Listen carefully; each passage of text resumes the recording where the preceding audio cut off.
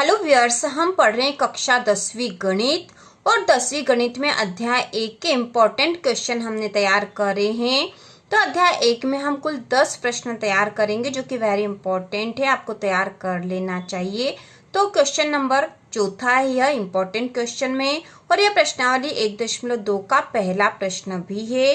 तो प्रश्न है, सिद्ध कीजिए कि √5 एक अपरिमेय संख्या है। यह हमें सिद्ध करना है कि √5 एक अपरिमेय संख्या है। तो इसको हल करेंगे तो यहाँ पे हमें यह सिद्ध करना है कि √5 एक अपरिमेय संख्या है। तो हम इसका विरोधाभास लेकर चलेंगे। तो हम लिखेंगे माना कि √5 एक परिमेय संख्या है,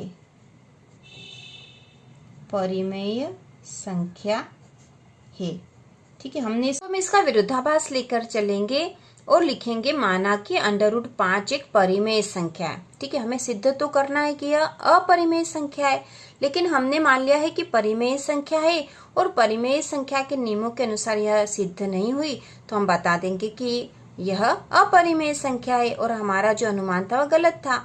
तो इस प्रकार से हम इसे सिद्ध करेंगे। तो सबसे पहले लिख दिया कि माना कि √5 एक परिमेय संख्या है, अर्थात हम √5 को सहअभाज्य संख्याओं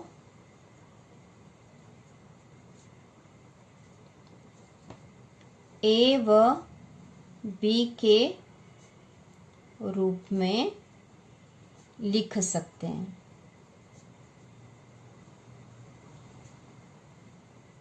जो भी परिमेय संख्या होती है उन्हें दो सहअभाज्य, तो सहअभाज्य संख्या वे संख्या होती है जिसमें एक ही केवल एक जो है वह उभयनिष्ठ गुणनखंड होता है, उसके अलावा कोई संख्या उसमें उभयनिष्ठ गुणनखंड नहीं होती है। तो हम √5 को इस रूप में लिख सकते हैं क्योंकि एक परिमेय संख्या और हर परिमेय संख्या को इस रूप में लिखा जा सकता है। तो √5 बराबर हमने लिख दिया a/b, जहां b 0 के बराबर नहीं है। ठीक है, जहां b 0 के बराबर नहीं है तो इस रूप में लिख दिया। अब हम b का इधर गुणा करेंगे तो b √5 बराबर a हो जाएगा। अब यदि हम दोनों पक्षों का वर्ग कर दें तो हम यहाँ लिख देंगे दोनों पक्षों का वर्ग करने पर। ठीक है, इसका भी वर्ग कर देंगे और इसका भी। तो b √5 का वर्ग बराबर a का वर्ग। अब b √5 है तो इसमें b का भी वर्ग होगा, √5 का भी वर्ग होगा। तो b का वर्ग करेंगे तो b का वर्ग ही हो जाएगा। √5 का वर्ग, इसका मतलब हुआ है कि √5 गुणा √5। तो अंडरवुड में अंडरवुड वाली संख्या का गुणा होता तो वही संख्या आ जाती, तो 5 आएगा यहाँ पर। तो √5 का वर्ग मतलब 5 बराबर a का वर्ग। अब यहाँ पे जो 5 है, यदि हम इसको इधर ले जाएंगे तो a को विभाजित करेगा, a वर्ग को विभाजित करेगा। तो हम यहाँ पे इसको समीकरण 1 नाम दे देते हैं और यहाँ लिखेंगे अर्थात 5 a वर्ग को विभाजित करता है। ठीक है, क्योंकि 5 यहाँ है, इसके बराबर के उस तरफ जाएगा तो ये बटे में जाएगा और ये a वर्ग को विभाजित करेगा। इसका मतलब हुआ कि 5 जो है a वर्ग को विभाजित करता है, इसलिए 5 a को भी विभाजित करेगा। यदि कोई संख्या किसी संख्या के वर्ग को विभाजित कर रही तो वह संख्या उस संख्या को भी विभाजित करती है। तो ये बात हमें पता होनी चाहिए। तो 5 a को भी विभाजित करेगा, अतः हम, ठीक है, यदि 5 a को विभाजित करता है इसलिए हम a बराबर 5m लिख सकते हैं। ठीक है। अतः हम a बराबर 5m लिख सकते हैं, क्योंकि 5 जो है a को विभाजित करेगा, मतलब 5 का कोई सा गुणांक होगा वह। जैसे उदाहरण के तौर पे देखो, जैसे कि मान लो ये a जो है 10 है, ठीक है, और इसको 5 विभाजित कर रहा है, तो ये 5 दूना 10 इस प्रकार से विभाजित कर रहा है। तो इसका मतलब इस 5 को हम इस प्रकार से यदि लिखे 5 गुणा 2 बराबर क्या आ जाएगा 10, ठीक है। तो a बराबर 5m, इसलिए हमने यह लिखा है, a बराबर 5m लिख सकते हैं। और यहाँ लिख देंगे जहां m बराबर कोई पूर्णांक संख्या है, m बराबर कोई पूर्णांक संख्या है, ठीक है। तो हम इसको इस रूप में भी लिख सकते हैं। अब a का मान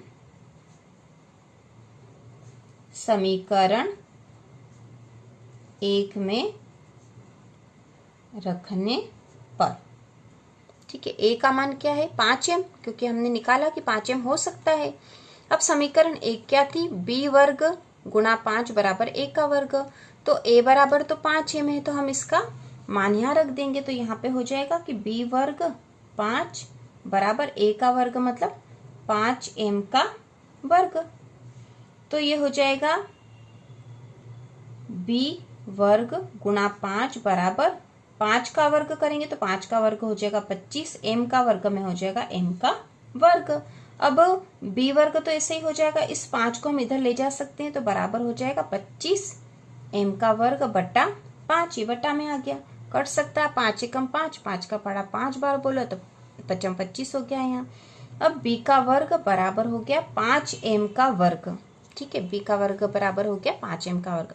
तो अब देखो ये 5 यहाँ पे इसके साथ गुणांक में, यदि इसको इधर लाएंगे तो b वर्ग के बट्टे में आ जाएगा, मतलब ये b वर्ग को विभाजित करेगा। तो हम यहाँ लिखेंगे अर्थात 5 b वर्ग को विभाजित करता है,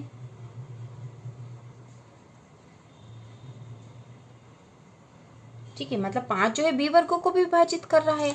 और उसके पहले हमने कहा था कि जो 5 है यह a वर्ग को विभाजित करता है, मतलब ये दोनों को ही विभाजित कर रहा है और दोनों का उभयनिष्ठ गुणनखंड है यह। तो अब हम यहाँ लिखेंगे, इसलिए अब यहाँ पे देखो 5 जो है b वर्ग को विभाजित कर रहा है, इसलिए 5 b को भी विभाजित करेगा,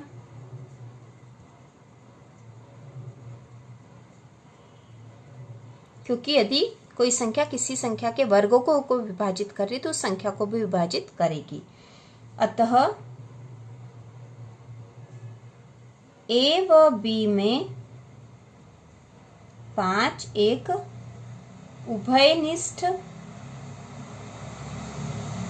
गुणनखंड है, ठीक है। a व b में 5 एक उभयनिष्ठ गुणनखंड है, लेकिन हमने शुरू में ही यह कहा था कि 5 जो √5 जो है एक परिमेय संख्या है और इसे सहभाज्य संख्याओं के रूप में लिखा था, और सहभाज्य हर जो परिमेय संख्या उसे सहभाज्य संख्या के रूप में लिख सकते हैं। और सहभाज्य संख्या वो होती है जिसमें एक के अलावा और कोई उभयनिष्ठ गुणनखंड नहीं होता है। लेकिन यहाँ पर जब हमने हल करा तो यहाँ पे 5 एक उभयनिष्ठ गुणनखंड आ गया, जो कि संभव नहीं है। तो अब हम आगे लिखेंगे, हमने बोल दिया था कि जो है a व b दोनों का उभयनिष्ठ गुणनखंड 5 है। अब हम लिखेंगे परंतु इससे इस तथ्य का विरोध होता है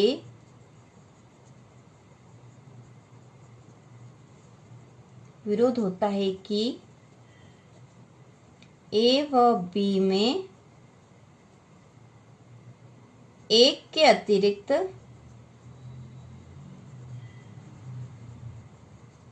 कोई उभयनिष्ठ गुणनखंड नहीं है, क्योंकि हमने इसे सहभाज्य संख्याओं के रूप में लिखा था जिसमें एक के अतिरिक्त और कोई उभयनिष्ठ गुणनखंड नहीं होता। लेकिन यहाँ तो 5 उभयनिष्ठ गुणनखंड आ गया है, जिससे कि इस तथ्य का विरोध हो रहा है। तो हम यहाँ लिखेंगे अर्थात हमारी कल्पना त्रुटिपूर्ण है। ठीक है, हमने क्या कल्पना करी थी, मतलब क्या माना था कि √5 एक परिमेय संख्या, और यह बात त्रुटिपूर्ण सिद्ध हो गई है कि √5 एक परिमेय संख्या है। ठीक है, यह बात त्रुटिपूर्ण है।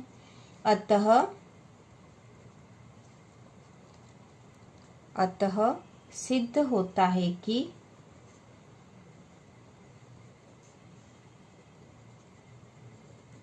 √5 एक अपरिमेय संख्या है। ठीक है, तो इस प्रकार हमने सिद्ध कर दिया कि √5 एक अपरिमेय संख्या है। तो यह जो प्रश्न है आपको 1 या 2 बार लिख के इसको सीखना होगा, तो आप इसको समझोगे और तो ही आपको ये याद रहेगा। तो इस प्रकार ये प्रश्न हमने बहुत आसानी से कर लिया है और इसी प्रकार हम इम्पोर्टेंट क्वेश्चन तैयार करते रहेंगे। इसी प्रकार के और वीडियो देखने के लिए चैनल को सब्सक्राइब कीजिए।